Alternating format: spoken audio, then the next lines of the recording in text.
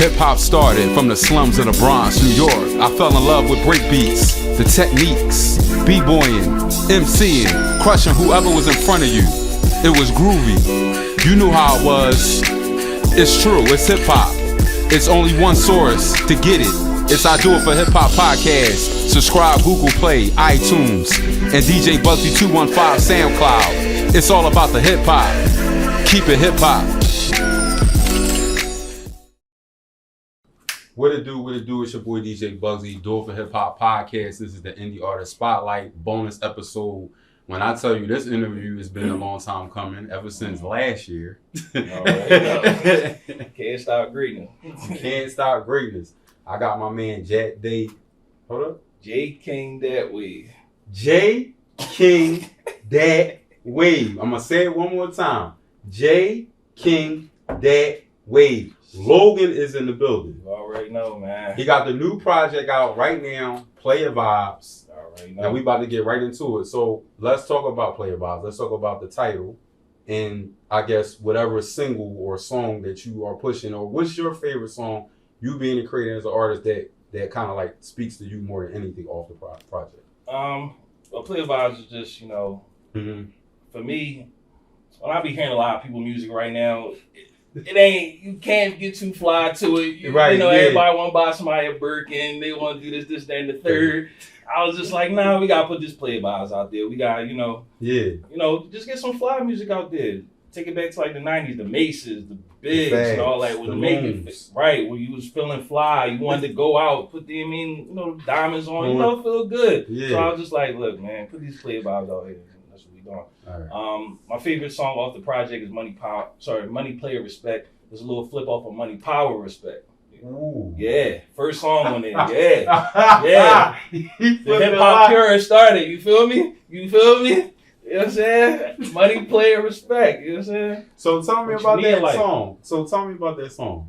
Money Player Respect. I want to hear about this. As soon as I heard the beat, it was literally a flip on Money Power Respect. I said, I'm right on it. So I was just like, listen, Money Player Respect. I got to flip it how I'm going to flip it. Put my little player, touch onto it, and then I just ran on that beat. Okay. So it's a beat I had for a while, but I was just like, I'm gonna get to it. It's a classic. I gotta do it right, because when you get the classics and all that, you fuck it up, niggas gonna be like, nah, man. Get right up on it, put my player flow on there, and then it came out perfect. So yeah. Okay.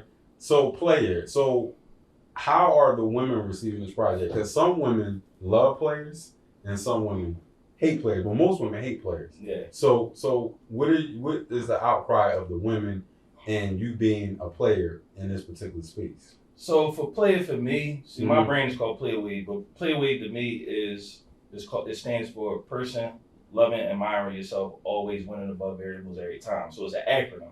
So the females love it because it can mean anything. It can mean, being positive, being fly. So it all encompasses in one. So I could say the player, talking about the women, this is that and the third, but it's more deeper meaning, you feel me? So they receive it well, and they still rocking the merch. They still fucking with me. So, you know what I'm saying? Dang, bro, that's crazy. I didn't even think it was an acronym for that shit. Right. It get deep, right? You know what I'm saying? So yeah, they don't be knowing, man. All right, so let's touch on a couple of hip hop topics, man. Yeah. Now, shout out to our bro Me. He dropped Expensive Pain. Yeah. After you first listened to it, what was your initial impression of that project? It was different. It was definitely different. I could see Meek was going for a vibe. And I was just like, you know what? I can't be mad at it. Because I love championships. Right. When championships came out, I was just like, you could feel Meek pain. You could tell like he had all that built inside of him from being in the system, doing what he had to do to get out free. So when I heard this, I'm just like, dang. He won top championships, but I'm like, no, he went on a different vibe. He made you feeling. So I'm like, I'm fucking with it. You like it? I like it. I do what like would it. What would you give it from a scale of 1 to 10? So from a scale of 1 to 10, I give it a solid 7, 8. Really? I give it a solid 7, 8. Really? I think the people have to.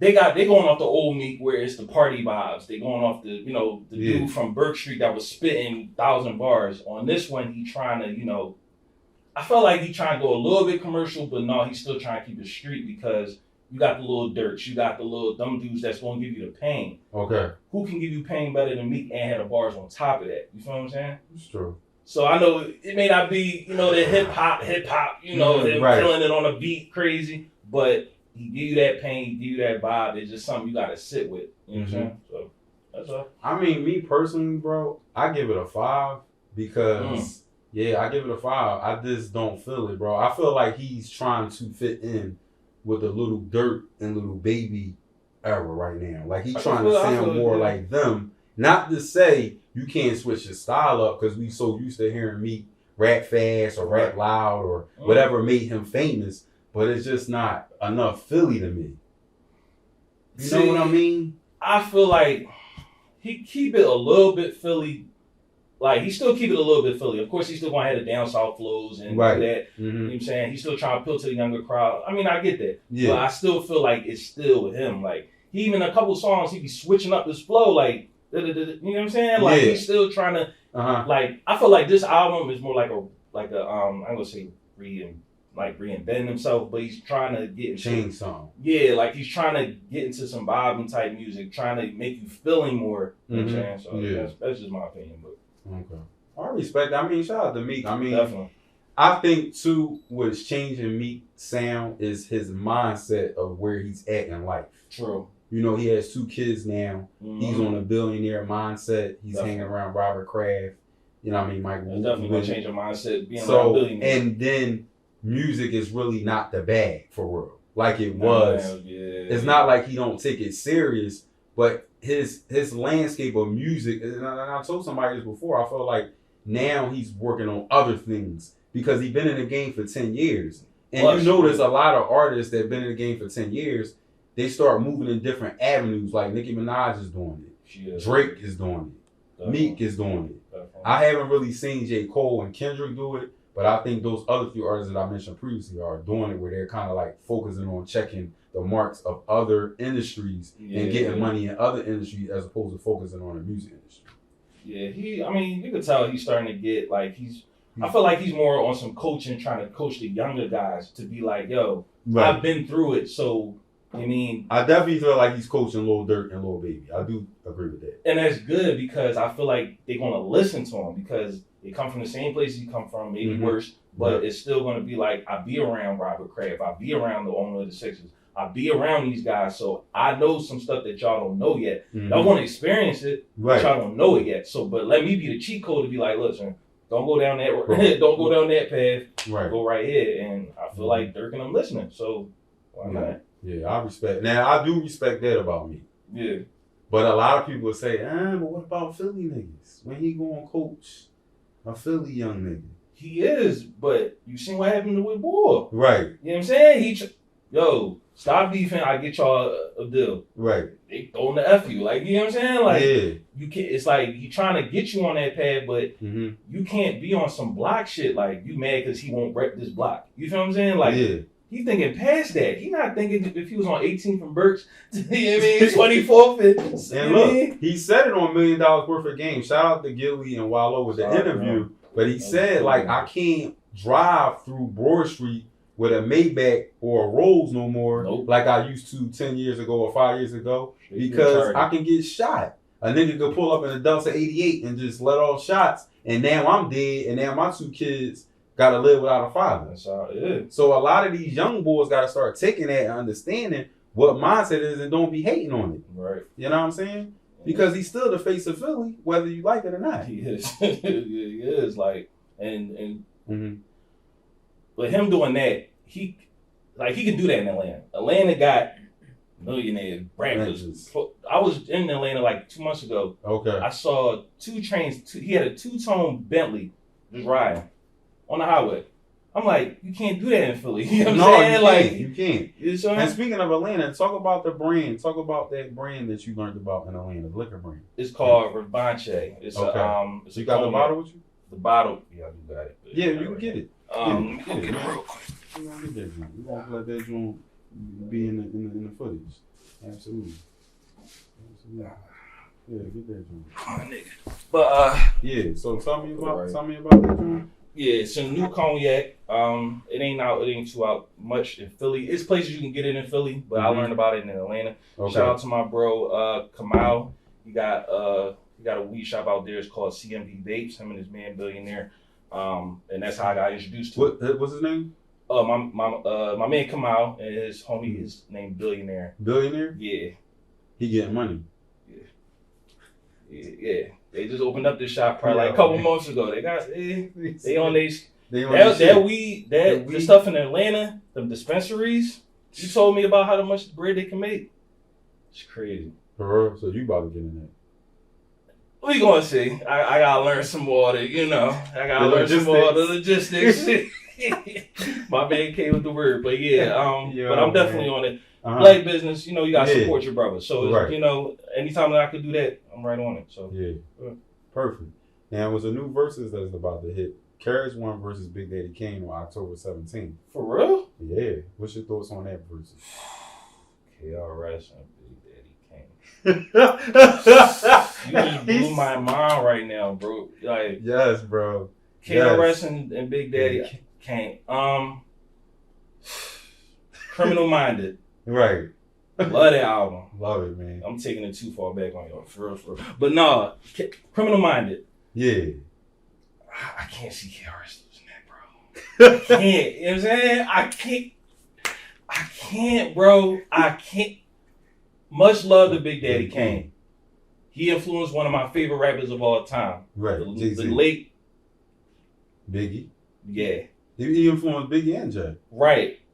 It's funny you said Jay-Z, you know what I'm saying? They both neck and neck to me. That's why you got to ask me who my favorite rapper alive is Jay-Z. My favorite rapper of all time is Biggie.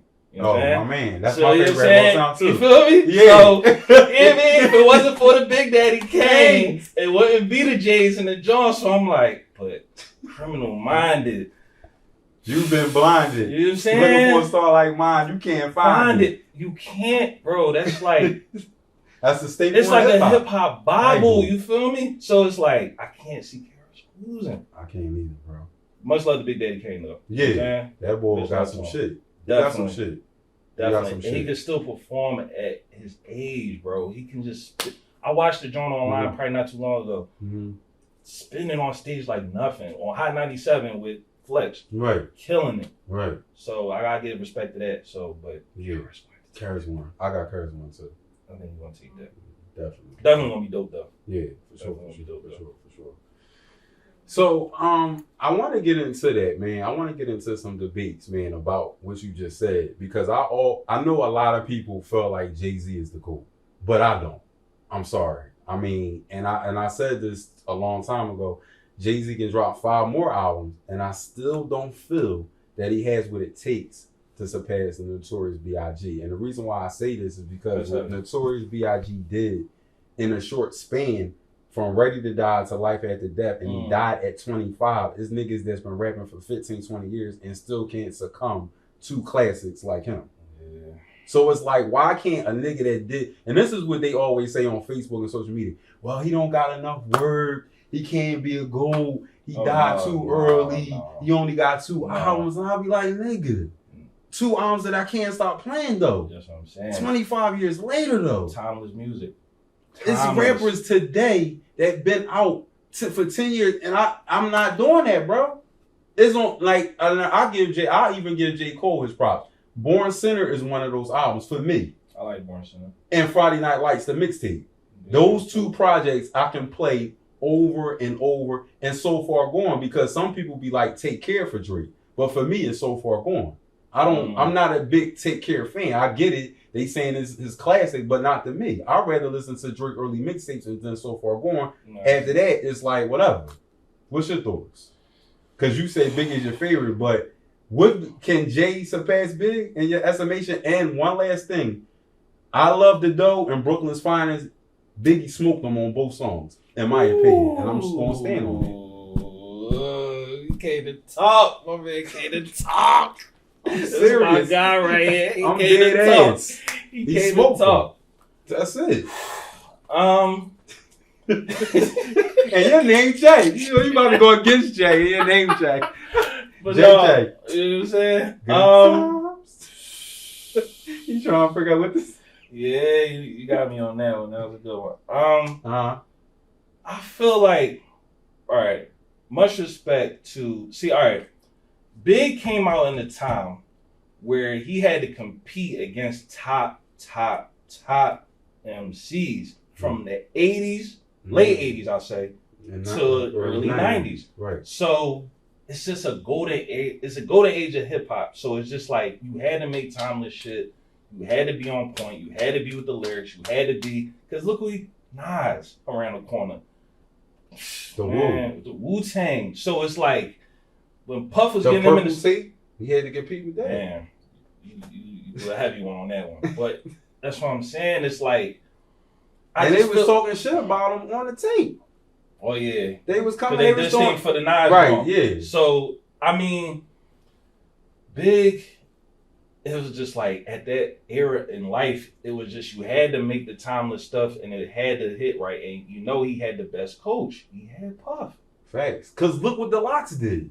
Cause you know they got coached for that verses. They performed. They talked about how they performed before the verses. Yeah. So you getting coached by Puff, and Puff is never going to lose that performing code. He's not, because he just got that master. That's just him. Because he comes from dancing. You know what I'm saying? He started out as a dancer, then a promoter, then an executive. That's his role. You know what I'm saying? And being he done executive produced Mary and everybody else, he didn't have the great tutelage, so he passing it down to Big. So it's like, and then Big passed it to Jadakiss, Sheik, and L.L.C. So it's I ain't gonna say it's kind of unfair, but I don't feel like he got stuff that can compete with Big. But I feel that Big just came out in a great time, so nobody's gonna compare. It's not gonna compare. Like it's like. So who you got after Big? What you mean? Like far as your list, who's the next up? So besides Jay, I would have to say Pun. That's a good take. Pun. I like Nas, but he not my top. Really? I like Nas though. Don't get it. But what is it? Because of the ether? Like what makes you not say? I can't even say that. I super ugly the way Jay did him. Let's just talk for a whole nother day. I ain't even gonna get on it, but we gonna have another interview about that straight off. Yeah, straight up. So I don't see how Nas can't be in your top 5 though. Cause think about it. King's Disease 1 and 2. Look what he doing. He got a Grammy. Like he really out here still I want to say competing, but he's still leaving his legacy in a good space by dropping those 2 projects and getting a Grammy at his late juncture. And don't you feel like Jay-Z always kind of like put music out when Nas put music out? That is a debate. It is that they feel like he kind of be dropping right around the time. They say it's coincidence. They say it's not. Right. I ain't gonna get on that, but you know what I'm saying. That's another time. But no, I feel so. For me, straight up, it's my bad. Big J, Pun. It's funny because my fourth and my fifth always change. Okay. Styles. Ooh, over Jadakiss. And I use Styles and Beans. All right, I understand that because a lot of people say that anyway. I'm not knocking it. Styles is dope, but I just can't put Styles over Jadakiss. That's just me though. It's just I understand why you do because that nigga spit bars, right? For sure. And I feel like for me, Styles, if you hear like his last couple projects, he still can bring it. Jada, don't get it wrong, I love Jada stuff, but I feel like Styles stick with his core and he still can bring it. You feel what I'm saying? Don't get it wrong. Jada's can still bring it, but as far as albums wise, now Styles. Back then, of course, Kiss the Game Goodbye, but Gangsta and the Gentleman. It's the debate. I don't know which one was better, but that's another day. But that's another day. They were good debut albums, but top 5 them. That's it. Okay. All right, I respect that. So, all right, let's go back to Players Wild real quick. So, So is that was your first single? That song that you told me about? Oh no, I had 2 singles. I had one that's called Keep It. Then I had another one called Lit Too Late. I dropped this year. Say that again. First one was Keep It, and the other one Lit Too Late. Now what's that about? Lit Too Late. Lit Too Late is basically basically a song about when people give you fake love and you could peep that as fake love. Don't get me when I'm lit now. It's too late. You feel what I'm saying? Like, you wasn't fucking with me from before. Don't try to come when everything popping now. You know what I'm saying? Now, is that a personal? I could say yeah, because it's like... Can you get into that? Personal? Or it's too much for the camera? Oh, no. I felt like when I when I had a song called Hunters probably like a couple years ago. Okay. You could tell I've been grinding for a while. You hit a freestyle, this is that. You hit a record. Everybody love you. Everybody wants you to come to the parties. Everybody wants you to do this, that, and the third. Okay. And then now it's just like when you kind of veered off and it ain't to that top period no more. Mm-hmm. You know, now they don't want to fuck with you. But now, you know what I'm saying? Yeah. So I've seen it in my life. Not that's just music wise, but in life wise, same thing. Okay. When you up, everybody love you. When you down, phone don't ring. You feel what I'm saying? What they say? Let's pop it. I forget the line, but that's basically what it is, though. Okay. Now, you ain't popping, they ain't picking up. You get lit and it's too late. You feel what I'm saying? So that's what it is. So was that dealing with a female or that was just your bros? Do your bros support you? Definitely. They definitely do. I just dropped the joint on Friday. Mm-hmm. He was buying it off my website, phillyhiphop.com, putting my stuff up, playing my music. The bros always support. I did a versus probably like back in March. Okay. Like a little bit like a joint on Instagram. Mm-hmm. All in the comments, they always fucking with me. You know what I'm saying? It's just, you always notice the outside people that just come out of nowhere, and that's where Lit Too Late come from. You know what I'm saying? But you notice the outside people, you wasn't fucking with me, bro. Oh, you know what I'm saying? Now everything popping off. Now, what about the females? Do they support you? Definitely. Okay. So you don't lack support, because a lot of Philly artists feel like Philly don't support them, and that Philly support Philly is bullshit. Do you agree with that? The Philly support Philly is like, see, it's the mindset of Philly. It's like the mindset is just a crabs in a barrel mentality. The dig eating. So that's what I'm saying. It's like, damn, like, you know bro's song trash. You know what I'm saying? You know bro's song trash. Right. But, he fucking with such and such, so we gonna boost him up. Right. That's how I feel like it is. It's just the mindset. You know what I'm saying? Okay. I ain't gonna say I got the best support in the world, but I'm more like, I fuck with my core base. You know what I'm saying? So you got a cult following. You know what I'm saying? I got like a core where people gonna fuck with me for the shit that I be doing, and I be trying to tell people, if you got a core, like we were just talking about earlier, Griselda and them, they got a core. Right. As soon as niggas start fucking with them, Jay and them want to holler at them. But they stick to their core, they stick to what the music that they want to do, and that's how they get the bag. So, I mean, that's when I was seeing that with Philly artists, is basically like you said, Dickie, and it could be like people just they fuck with the name, but they don't really fuck with their shit. It's just they fuck with the name. So it's just like, all right, well, you know he trash rapping. But it's just like, we gonna fuck with him because he the ball. Right. He can get us to this place, that place. But I feel like that's what it is. Makes sense. So tell people how they can get your music for one. What you got coming up next. Because and this is this something that you're incorporating into your brand and marketing as an artist? And why you feel like it's important to walk as a brand as opposed to walking as an artist? That's my final question. So as far as music and everything, you can get it. I got a website now. It's called phillyhiphop.com. I love it. You can get it on there. Because everything's matching. Your merch is matching with your website. That's important. Yeah, because it's like, if Instagram shut down, what else you got? You know what I'm saying? Mm-hmm. You got a spot to tell people to go, yo, get my music there, get my videos there. You know what I'm saying? So you can get it on there. My Instagram is JK Playwave. You can get on there. My music's still on all streaming sites, Spotify, or Apple Music and everything else. As far as the Rashi going on, it was literally I just seen it and they was just like, I was just seeing it and I was just like, yo, you don't have too many places where like you could drink Hennessy, you could drink all the types of, you could drink all of that, but you know what I'm saying? You basically making no money when you posting up on Instagram. You doing this and that and the third. Right. But find out a way, if you drink it and you fuck with people, you're telling people about it, put the name out there. Have get them to, be a part of what you're doing because it helps them too. You get what I'm saying? So I always tell people, if you got clothing stuff, put your man stuff out there. You know what I mean? Do something where it's like it's beneficial on both sides. Fact. So I always tell people that, and as far as the branding goes, we were talking about earlier, Rick Ross, MMG, Jay-Z, Rock Nation, it all coincides. So JK Play Wave, you automatically gonna say Play Wave. JK in that way, but you're gonna automatically say Play Wave. You get what I'm saying? So it just sticks to your mind. Right. As soon as you know that brand, you're gonna fuck with that brand.